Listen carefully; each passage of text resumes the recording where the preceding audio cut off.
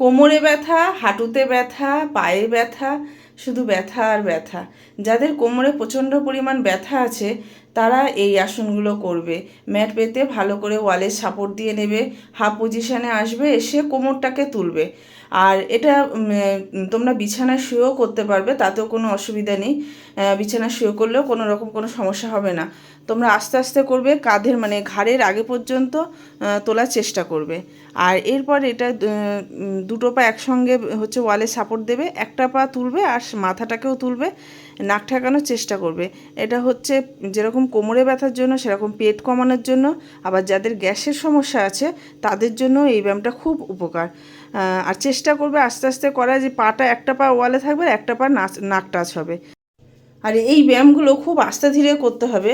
এমনিও তো যোগা মানে হচ্ছে কোনো কিছু জোর দিয়ে না, তোমরা আস্তে ধীরে তোমাদের বডি যতটুকুনি নেবে ততটুকুনি করবে। বেশি চাপ দিয়ে যে অনেকে ভাবে জোর দিয়ে করলেই বোধহয় খুব উপকারী হবে, সেই সব কিছু না। যোগাটা করতে হবে খুব আস্তে ধীরে, তোমার বডি যতটুকুনি নেবে ততটুকুনি। আর এরপর করবে দুটো পা একসঙ্গে নামানো, যেটা হলাসন, একসঙ্গে নামানোর চেষ্টা করবে। এইটাও কোমরে ব্যথার জন্য খুব ভালো, কিন্তু যাদের হাড়ের সমস্যা আছে তারা কিন্তু এই ব্যায়ামটা করবে না, হলাসনটা করবে না।